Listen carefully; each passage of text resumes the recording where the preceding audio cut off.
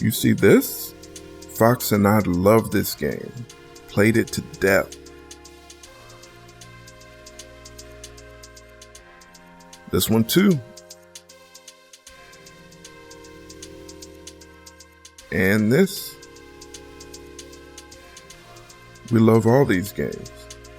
But I'm sure you've heard that some of these games aren't worth your time. Fox and I made this channel because it seems to us that people in general are becoming more and more afraid to break away from what they think the gaming community has agreed on. Good people want to talk about what they like, but if that thing that they like isn't something that everyone else seems to like, they seem to get ignored. As a result, good gaming content is increasingly harder and harder to find. Positive creators feel as though they can't reach their audience, so maybe they give up.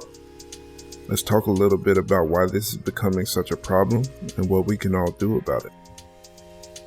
We need to make a clear distinction between criticism and toxicity right away.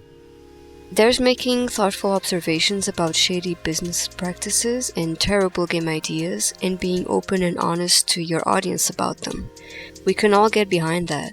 Not all gamers are as informed as others, and letting each other know what to watch out for is a good thing in any way you look at it.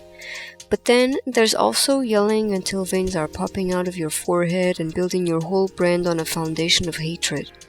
Sure, that baby rage can be funny for 30 seconds, but you'll notice that overall it brings us all down in the long run. Anger as a commodity is very short-sighted. So a game comes out that you don't like. It happens. You can tell people about it. But as you gather such a large audience and influence, you also gain more responsibility. You know how your words can rile up your audience. It may not mean anything to you, salt mining content creator, because you'll never see the vitriol and harassment. It won't be aimed at you. It will be aimed at those people who thought the game looked cool and just wanted to try to enjoy the game they bought. It'll be aimed at the community that could have rallied around that game, the gaming community as a whole, and even the platform. The whole thing becomes a place few people want to spend time in. Did you know there are still people who play and enjoy Anthem?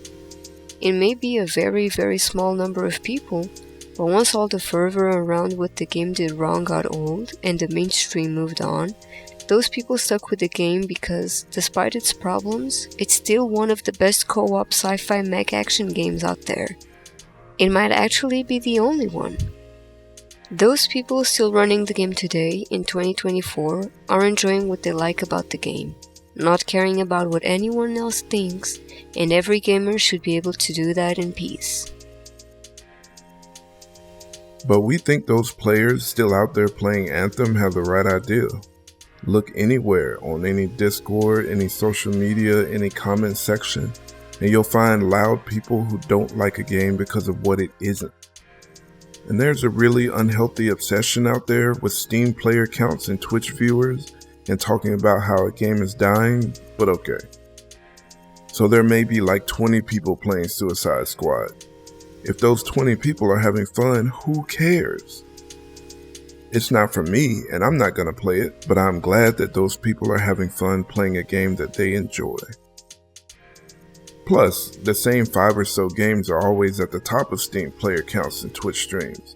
Does that mean that they are better games? Does anybody really believe that Valorant and CSGO are the games we should all be playing all the time because they have consistently high player counts on PC? Absolutely not. This is also why I'm really glad the consoles don't post player numbers.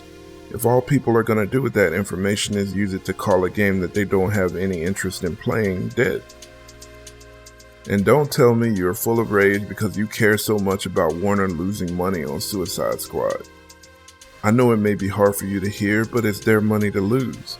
They thought they could parlay Rocksteady's superhero success into a game that could serve as a platform for DC superhero content perpetually. And on paper, that's not a bad idea. They lost the plot and as a result, lost hundreds of millions of dollars. Likely, some layoffs are going to be the result of that, meaning that terrible execution cost people their jobs. That's a bad thing, no sugarcoating it. But they thought they had a good plan and they tried. It failed, but they tried. Not every game that publishers take a swing on is gonna hit it big. The gamers of the world are a very diverse group of people of all ages from every culture on the planet. Can you think of anything more boring or insincere than everyone in the world agreeing on everything? There's always someone out there who refuses to try out a Baldur's Gate 3 because they don't like turn-based combat as an idea. There's people who don't find the difficulty of a Souls game enticing, like myself. And there's people who want to game but don't care for combat at all. All kinds of gamers with all kinds of tastes. Nothing is going to appeal to absolutely everyone.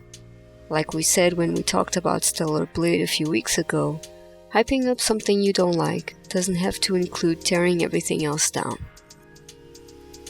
Earlier this year, when we were absolutely blown away by Horizon Forbidden West and it became my new all-time favorite game, whenever I told someone that, they look at me like, how?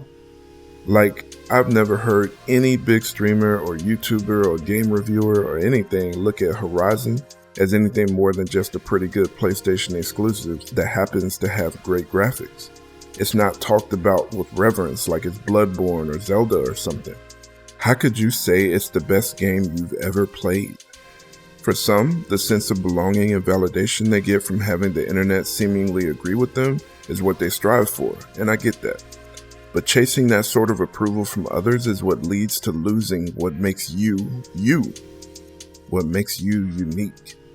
I understand that some people don't value that, but I definitely do. YouTube streamer with one viewer and a deep love for Exoprimal when most other people have decided that since the gaming community as a whole doesn't like it, then it's not worth playing. I see you. It's hard to find you when you're buried by endless streams of people playing the latest Call of Duty and complaining about how it used to be so much better. But when I do find you, I always stay a while and watch. Your energy is infectious. You're the kind of content I want to see and support. Look at the cozy game, folks. Anytime a game like Stardew Valley or Animal Crossing or some type of more peaceful, relaxing vibes game is announced, the rest of the gaming community expresses nothing but boos and L's and what is this doing here? It's no wonder the fans of those games went and just carved out a niche where they could enjoy the games they love in peace. I've never met a cozy gamer who only plays cozy games. They love a variety of games like anyone does. But when something comes out that they would get excited for, the mainstream gamer bros respond with instant hate. It's sad. On the flip side, having those cozy games or any other types of games outside the norm in your presentation allows for variety and the chance for every game to get eyes on it and connect with those that will find it interesting and will want to give it a try. We don't judge games based on what genre they are, or at least we try our best not to. If we see a whimsical, charming game that looks like fun, we will always give it a try. Because you don't want to let a game that you may love pass you by just because the art style wasn't something you normally prefer, or the gameplay isn't something you think you would enjoy. Would gaming be better if every game looked and played like a game that you played before? That's crazy, right? People even spend a lot of time trying to hate games that are on subscription services, or hate on the people that like those games. Every so often, the subscription services for PlayStation, Xbox, and Nintendo Online announce the games that they are adding to the roster.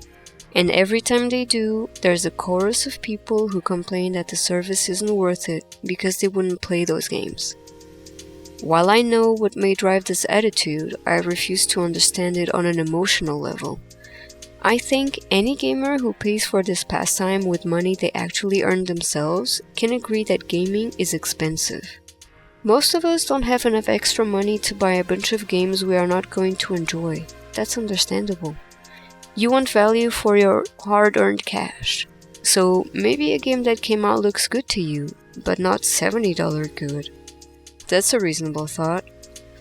You could wait to buy that game on sale, or play it when it's on a subscription service. And maybe that game would really surprise you, because the barrier to entry, that full $70 price, wasn't there anymore. so you would be able to give the game a chance and maybe you would really enjoy it. Gaming subscriptions aren't for everyone, but for those who are open to trying out new things, feel free to ignore the chorus of complaints that rise up every time games are added to the service. If it looks good to you, try it out. You never know. For all these reasons, good positive content about what people love about the games they enjoy gets pushed further and further down. Eventually, a lot of it is buried under more popular clickbait that really drives people away. One of the things you'll hear creators say a lot is that such and such game that they just played that is amazing doesn't get the love it deserves, or people don't talk about it enough. That's because of all this backwards behavior we've been discussing today. Constant trashing of a game and of anybody who dares to like it leads to those people leaving the conversation. They are going to enjoy what they like, they'll just do it off by themselves since they're only being attacked for enjoying something the community has decided sucks. That's why you only hear negative takes about fantastic games like Gotham Knights or Midnight Suns. Is it because the games are absolute trash? No. They're not for everyone, but neither is any game that has ever been made. You only hear the negativity because it's so loud, so pervasive. But it doesn't have to be that way. I promise you that you don't need the internet's permission to like that amazing game that you're having so much fun with. And if you want to make content about it so that you can share that love with others, that's the kind of content we want to see. You're the Ramen Spot.